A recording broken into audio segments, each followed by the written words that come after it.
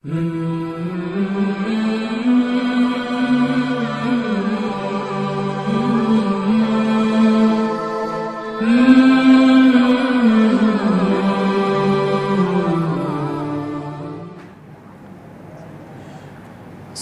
علیکم ورحمۃ اللہ وبرکاتہ۔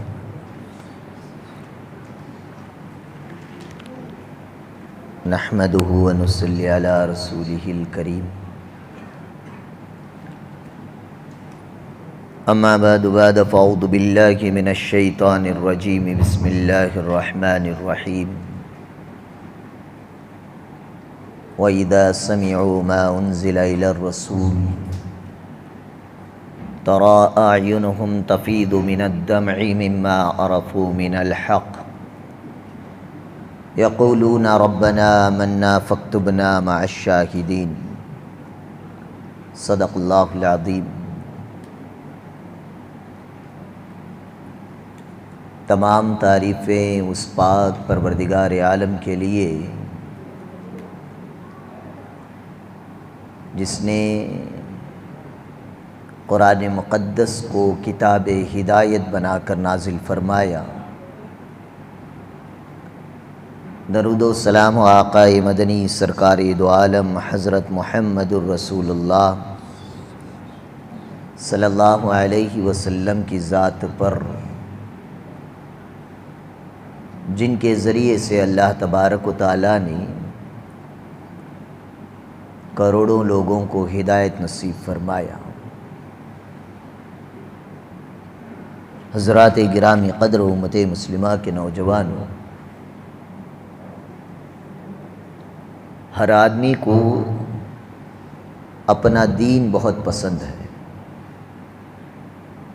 اپنا ریلیجن، اپنا مذہب، چاہے وہ کسی بھی مذہب کا ہو۔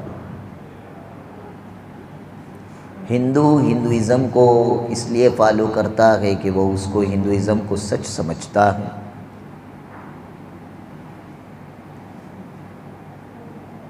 کرسچن عیسائیت پر اس لیے عمل کرتا ہے کہ وہ اس کو سچ سمجھتا ہے، جیوس یہودیت پر اس لیے عمل کرتا ہے کہ وہ اس کو سچ سمجھتا ہے۔ جو بھی جس مذہب پر بھی عمل کر رہا ہے وہ اس یقین پر عمل کرتا ہے کہ یہ مذہب سچا ہے، اور چھوٹی موٹی بات پر کوئی آدمی اپنے مذہب کو نہیں چھوڑتا۔ آئے نئے دن آج کل آپ سوشل میڈیا پر دیکھ رہے ہوں گے، کل پرسوں بھی راجستھان کی ایک مسجد پر حملہ کیا گیا، لوگ تراویح پڑھ کر نکل رہے ہیں، گیٹ توڑنے کی کوشش کی جا رہی ہے، مسجد کے باہر جے شری رام پینٹ وغیرہ سے لکھا گیا، اور وہ ہندو مسلمانوں سے اس لیے نفرت کر رہے ہیں کہ ان کے دماغوں میں یہ ہے کہ ہم حق پر ہیں، مسلمان باطل پر ہیں۔ لیکن کوئی بھی کسی بھی مذہب کو چھوڑ کر دوسرے مذہب میں جلدی آنے کے لیے تیار نہیں ہوتا۔ اس میں بھی اسپیشلی کسی سے کہا جائے کہ بھائی تو یہ کتاب پڑھ، اور کوئی اس کتاب کو پڑھ کر اپنے مذہب کو چھوڑ کر کتاب کے مذہب پر ایمان لائے، یہ تو عقل اور دماغ میں سمجھ میں آنے والی بات نہیں ہے۔ قرآن مجید ایک ایسی کتاب ہے، اور آج بھی اس کا معجزہ زندہ ہے۔ نبی کریم صلی اللہ علیہ وسلم کے دور سے لے کر آج تک اس کتاب کو کوئی پڑھ کر ایمان لا رہا ہے، اس کتاب کی چند آیتوں کو سن کر کوئی مسلمان ہو رہا ہے، یہ صرف قرآن مجید کا معجزہ ہے۔ اس کے علاوہ دنیا میں کوئی کتاب ایسی نہیں ہے جس کو پڑھ کر کوئی آدمی کسی مذہب پر اوپر چلا جاتا ہو۔ آج تک ایک بندہ کوئی نہیں دکھائے گا کہ رامائن پڑھ کر اس نے ہندو بنا ہو، مہابھارت پڑھ کر اس نے ہندو بنا ہو، گیتا پڑھ کر اس نے ہندوازم قبول کیا ہو، بائبل پڑھ کر کرسچینٹی میں گیا ہو۔ لیکن قرآن مجید پڑھ کر سمجھ کر ایک دو نہیں، لاکھوں نہیں، کروڑوں لوگوں نے اسلام کو قبول کیا. اس لیے فرمایا جو نبی جس دنیا میں آئے اس نبی کے جانے کے ساتھ اللہ نے نبی کے معجزوں کو بھی اٹھا لیا، لیکن جناب محمد الرسول اللہ صلی اللہ علیہ وسلم کو اللہ تعالیٰ نے جتنے معجزے عنایت فرمائے وہ تمام معجزے آپ علیہ السلام کے ساتھ چلے گئے، لیکن ایک معجزہ حضور اکرم صلی اللہ علیہ وسلم کو ایسا عنایت فرمایا جو قیامت تک باقی رہے گا. وہ کون سا ہے؟ فرمایا گیا کہ قرآن مجید ہے.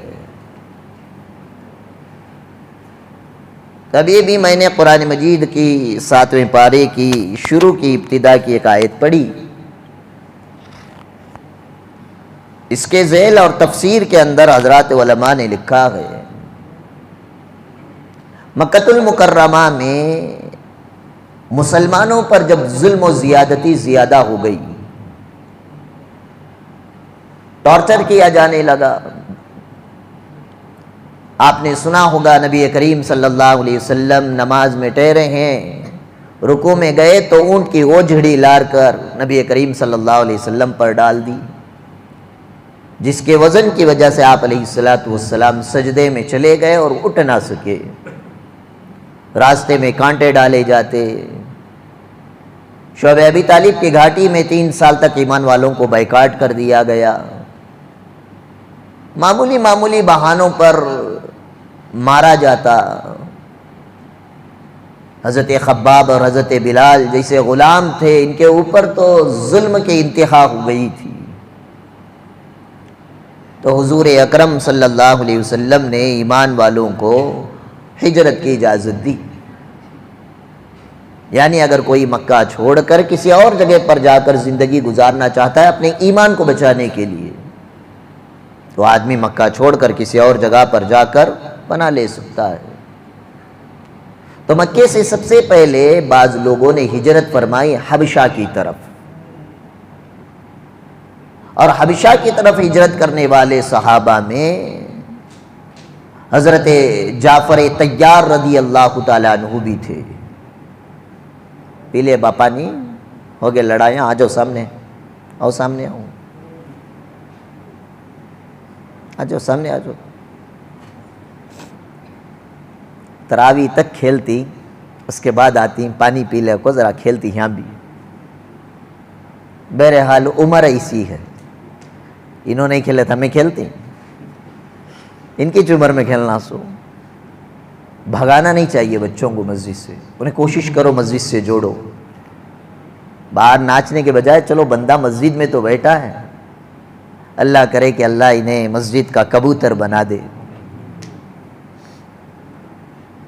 تو وہ جو صحابہ ہجرت کر کر حبشہ گئے تھے، ان صحابہ میں حضرت جعفر طیار رضی اللہ تعالیٰ عنہ بھی تھے جو حضرت علی کے بھائی تھے. اور حبشہ کا بادشاہ تھا نجاشی،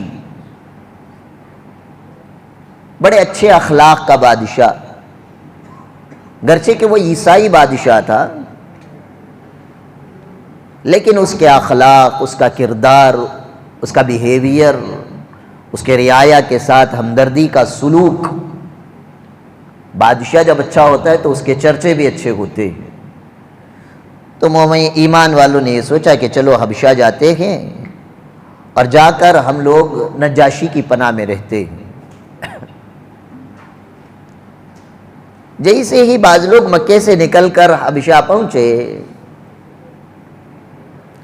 کچھ مشرکین جو مسلمانوں کے سخت اور کٹر دشمن تھے، یہ بھی پہنچ گئے حبشہ. کیوں پہنچے؟ جائیں گے نجاشی کے کان بھریں گے ان کے خلاف ان کو کھڑا کریں گے اور بادشاہ انہیں مار کر اپنی حکومت سے حبشہ سے بھگا دے گا. جا کر ان کے وزراء کو تحفے تحائف دیے، کان بھرے. یہ جو مکے سے جو لوگ آئے ہیں یہ تمہارے مذہب کو بہت برا بولتے ہیں. اچھا، یہاں پر سمجھنا یہ ہے کہ مکے والے جو تھے، کفار مکہ، مشرکین مکہ، یہ لوگ بت پرست تھے، مورتی پوجا کرنے والے. جیسے ہمارے ملک میں زیادہ تر لوگ مورتی پوجا والے ہیں، اور نجاشی حبشہ کا جو علاقہ، نجاشی جو بادشاہ تھا یہ کرسچن تھا، اور وہ علاقہ کرسچینٹی کا تھا، اور نجاشی اور حبشہ کے لوگ اپنے آپ کو اہل کتاب یعنی عیسیٰ علیہ السلام پر جو اللہ تعالیٰ نے انجیل اتارا اس کو فالو کرنے والے تھے، اور عیسیٰ علیہ السلام کے بعد آخری نبی حضور صلی اللہ علیہ وسلم آئے تھے، تو مشرکین کو حبشہ کے لوگ بھی اچھا نہیں سمجھتے تھے، وہ کہتے تھے ہم تو اہل کتاب ہیں، یہ بت پرست ہیں، مورتیوں کی پوجا کرنے والے ہیں۔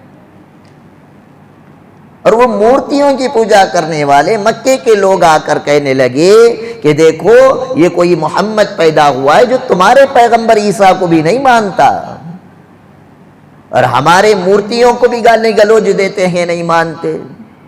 اور ایسے لوگ ہمارے ملک میں کچھ نوجوان اور کم دماغ کے لوگوں کا دماغ خراب کر کے ہمارے مذہب کے خلاف یہ اپنے آپ کو مسلمان بنا رہے ہیں، اور یہ لوگ اب تمہارے ملک میں آ گئے ہیں، اب تمہارے ملک کا چین و سکون بھی یہ لوگ خراب کریں گے۔ چنانچہ وزراء نے مل کر نجاشی بادشاہ کے کان میں بات ڈال دی۔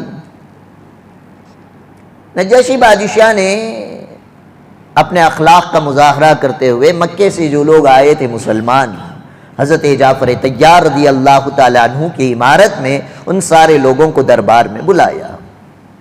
واقعہ کافی لمبا چوڑا، میں شارٹ کر کے سنا رہا ہوں۔ جب وہ آ گئے تو نجاشی بادشاہ نے فرمایا کہ تم مکہ چھوڑ کر یہاں کیوں آئے؟ انہوں نے کہا کہ ہم لوگوں پر ظلم ہو رہا ہے، ہم جس مذہب کے ماننے والے ہیں اس کو وہاں کے لوگ نہیں تسلیم کرتے، یعنی ان کی برائی بیان نہیں کی۔ اچھا تم کس مذہب کو مانتے ہو؟ تو حضرت جعفر طیار رضی اللہ تعالی عنہ نے ایک زوردار تقریر کی نجاشی بادشاہ کے دربار میں۔ فرمایا بادشاہ سلامت، ہم سود کا مال کھاتے تھے، اور سود کا مال، جوئے کا مال ہم لوگ کھاتے تھے۔ محمد صلی اللہ علیہ وسلم نے آ کر ہمیں سود سے منع کیا، اور ہم اپنی بچیوں کو زندہ قبروں میں دفن کر دیا کرتے تھے، اس لیے کہ بیٹی کا باپ ہونا ہمیں عیب سمجھتے تھے، اس لیے زندہ بیٹیوں کو لے جا کر قبر میں دفن کر دیا کرتے تھے۔ محمد صلی اللہ علیہ وسلم پر جو قرآن اترتا ہے اس قرآن نے ہمیں منع کر دیا۔ فرمایا گیا بِأَيِّ ذَنبٍ قُتِلَتْ، اب اللہ کے نبی نے اس سے بھی منع کر دیا۔ ہم لڑکیوں کو، عورتوں کو خرید و فروخت کرتے تھے، یعنی دھندا کیا کرتے تھے۔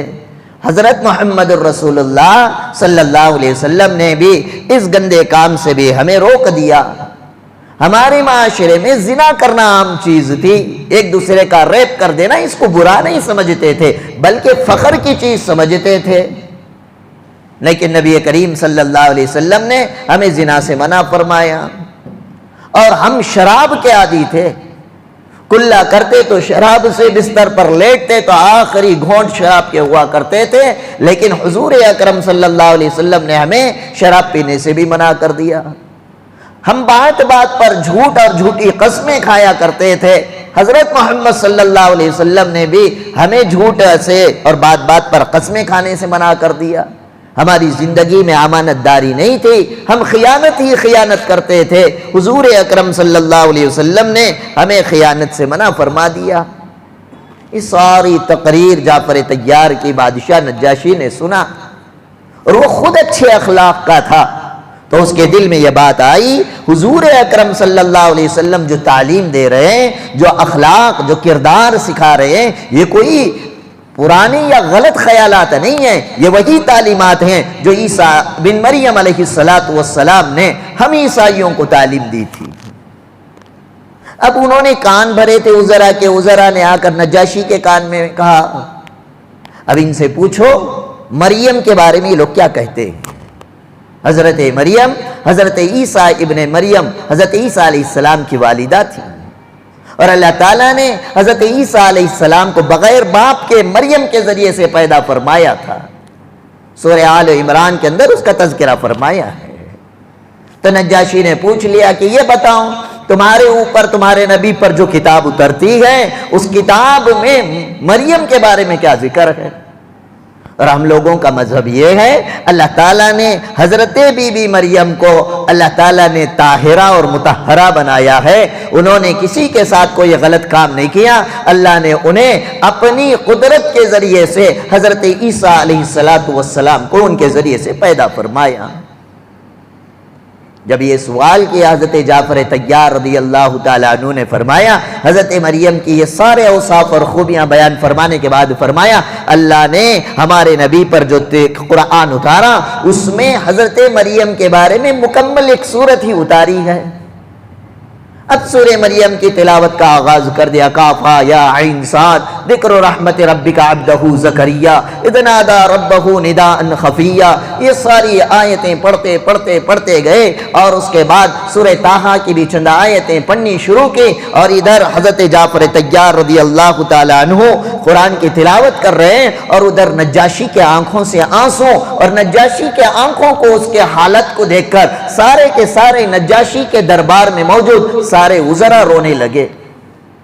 مفسرین نے فرمایا روتے روتے نجاشی کا دربار آہوزار چیخ و پکار اور رونے کی آواز اسے گونجنے لگا. ایک تو یہ واقعے کی طرف اس آیت میں اشارہ فرمایا، یعنی یہ قرآن مجید کی چند آیتوں کا سننا نجاشی کے لیے ہدایت کا ذریعہ، اور نجاشی کے دربار میں موجود تمام وزراء کے لیے اللہ تعالیٰ نے قرآن مجید کی چند آیتوں کی تلاوت اور اس کے سننے کو ہدایت کا ذریعہ بنایا. اور اسی طرح اور ایک روایت میں آتا ہے حبشہ سے 70 لوگوں کے ایک جماعت، ایک وفد آپ علیہ السلام کے پاس آئے. 70 لوگ آئے اور آ کر حضرت محمد الرسول اللہ صلی اللہ علیہ وسلم سے پوچھا کہ یہ بتائیں آپ جس دین کی جس مذہب کی تعلیم دیتے ہیں وہ دین ہے کیا؟ نبی کریم صلی اللہ علیہ وسلم نے توحید کا ذکر فرمایا، اللہ کا تعارف فرمایا اور اس کے بعد سورہ یاسین کی تلاوت فرمائی. یاسین والقرآن الحکیم انک لمن المرسلین. آپ علیہ السلام جب سورہ یاسین کی تلاوت پڑھ رہے ہوں کر رہے ہوں تو سوچیں، اندازہ لگائیں سننے والوں کا حال کیا ہوگا.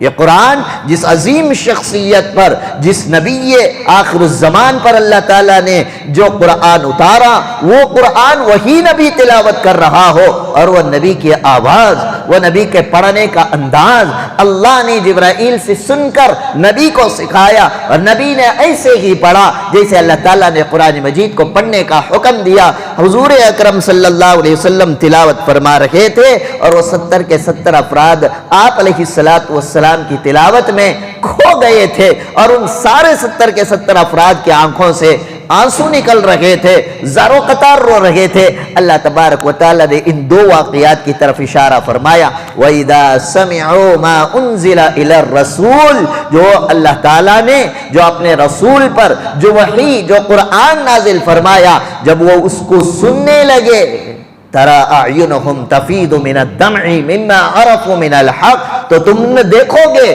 وہ 70 کے 70 افراد، وہ نجاشی بادشاہ کے دربار میں موجود سارے کے سارے وزراء، ان کے آنکھوں سے آنسوؤں کی لڑی برسنے لگی، ابلنے لگی. مما عرفوا من الحق، اس لیے کہ قرآن کی آیتوں سے ان لوگوں نے پہچان لیا کہ حق کیا چیز ہے. جب یہ ہوا واقعات، دونوں واقعات، اس کے بعد کا واقعہ اللہ تعالیٰ قرآن میں فرماتے ہیں وَيَقُولُونَ. وہ سارے کے سارے افراد نے فرمایا ربنا، اے ہمارے پروردگار، آمنا، ہم سب کے سب تجھ پر ایمان لے آتے ہیں، فاکتبنا مع الشاہدین. اور کل قیامت کے دن جب تو حشر کے میدان میں انسانیت کو کھڑا کرے، اس وقت تیرے اسلام اور تیرے مذہب کو حق جان کر ایمان لانے والوں میں ہم سب کا شمار فرما. تو قرآن مجید کی آیتیں، قرآن کی ایک آیت کی تلاوت اور ایک آیت کے ذریعے سے اللہ تعالیٰ نے ہزاروں، سینکڑوں، لاکھوں لوگوں کے ایمان کے ہدایت کے جو اللہ تعالیٰ نے فیصلے فرمائے ہیں، اس کی طرف قرآن مجید اشارہ کرتا ہے۔ یہ قرآن صرف اس دور کے اندر یہ کرامت اور یہ اپنے معجزات کا اظہار نہیں کر رہا تھا۔ وحید قرآن کی تلاوت جب قطر کے فیفا ورلڈ کپ کے انوگریشن کے اندر جب تلاوت کی گئی تو یہی آیتیں سن کر ہزاروں افراد اس دوحہ قطر کے اندر ہونے والے انوگریشن کے اندر بھی لوگ زارو قطار رونے لگے، اور اللہ تعالیٰ نے اس قرآن مجید کی چند آیت کے ذریعے سے سینکڑوں کی تعداد میں لوگوں کو اللہ تعالیٰ نے ہدایت کی دولت عطا فرمائی۔ لیکن افسوس یہ ہوتا ہے یہ قرآن کو بچپن سے میں اور آپ پڑھ رہے ہیں لیکن آج تک ہمیں مکمل ہدایت نہیں ملی۔ اس کا مطلب یہ ہے جس طرح قرآن کو پڑھنا چاہیے تھا، جس طرح قرآن کو سمجھنا چاہیے تھا، جس طرح قرآن کو ہمیں اس کے حق کو ادا کرتے ہوئے بیعت کرنا چاہیے تھا، جس طرح ہمیں قرآن پر عمل کرنا چاہیے تھا، جس طرح ہمیں قرآن کی دعوت و تبلیغ کرنی تھی، وہ قرآن مجید کے حق کو ہم ادا نہیں کر رہے ہیں، جس کی وجہ سے جیسی ہماری زندگی پہلے تھی آج بھی ایسی ہی ہے۔ اگر ہم بھی اپنی زندگی کو بدلنا چاہتے ہیں، اپنا رشتہ قرآن کے ساتھ مضبوط کریں، قرآن کی تلاوت کریں، قرآن کو بیعت کرنے کی کوشش کریں، قرآن کے ترجمے کو پڑھیں، سوچیں سمجھیں میرا رب مجھ سے کیا خطاب کر رہا ہے، اور اس قرآن پر عمل کرنے کی کوشش کرتے ہوئے اس قرآن کی تعلیمات کو دیگر لوگوں تک جب دعوت و تبلیغ کے ذریعے سے پہنچائیں گے، انشاءاللہ اللہ تعالیٰ اس قرآن کے ذریعے سے ہمیں بھی مکمل ہدایت نصیب فرمائیں گے۔ اللہ تبارک و تعالیٰ سے دعا ہے اللہ تعالیٰ مجھے اور آپ کو کہنے سننے سے زیادہ عمل کرنے کی توفیق عطا فرمائیں۔ سوال: ناپاکی کی حالت میں سحری کھانا کیسا ہے؟ غسل کر کے سحری کھانی ہے یا سحری کھا سکتے ہیں؟ یہ غالباً فجر کے بعد مسئلہ بیان کر چکا ہوں۔ ناپاکی کی حالت میں سحری کھا سکتے ہیں۔ مسئلہ یاد رکھیں، روزے کے لیے پاک ہونا شرط نہیں ہے۔ نماز کے لیے بدن کا پاک ہونا شرط، کپڑوں کا پاک ہونا شرط، جگہ کا پاک ہونا شرط، لیکن روزے کے لیے پاک ہونا شرط نہیں ہے۔ ہاں ناپاک ہو گیا آدمی ایسے وقت میں اٹھا کہ سحری کرے گا تو غسل نہیں کر سکتا، غسل کو چلا گیا تو سحری کا وقت نکل جائے گا، تو یاد رکھے کوئی جلد بازی نہیں ہے۔ ناپاکی کی حالت ہی میں آدمی اگر سحری کرتا ہے تو اس کا روزہ ہو جاتا ہے، لیکن بہتر یہ ہے آدمی جیسے ناپاک ہو فوراً پاکی کرنے کی کوشش کریں۔ آج صبح کی مسئلہ میں نے بیان کیا تھا، ناپاکی کی حالت میں آدمی زمین کے جس حصے پر قدم رکھتا ہے، زمین کا وہ حصہ ناپاک انسان کے لیے بد دعا کرتا ہے، اس بد دعا سے بچنا چاہیے۔ ہاں رات میں انسان جنابت کا غسل واجب ہو گیا تو کوشش یہ ہو فجر کی نماز ہماری قضا ہونے سے پہلے غسل کر کے فجر کی نماز وقت کے اندر ادا کر لے۔ ہاں اگر سحری میں اٹھا وہاں پر غسل کی نوبت تھی اور سحری کا وقت کم تھا، فرمایا گا کم سے کم وضو کر لے، کم سے کم وضو کر لے، اس کے بعد سحری کر لے، اور سحری کرنے کے بعد آدمی غسل کر کے بعد میں بھی نماز ادا کر سکتا ہے، اس سے روزہ ہو جاتا ہے۔ اللہ تعالیٰ مجھے اور آپ کو شریعت مطہرہ کے مطابق زندگی گزارنے کی توفیق عطا فرمائے۔ سبحان اللہ و بحمدہ، سبحانک اللہم و بحمدک، واشہد ان لا الہ الا انت واستغفرک و اتوب الیک۔ سبحان ربک رب العزۃ عما یصفون وسلام علی المرسلین والحمد للہ رب العالمین۔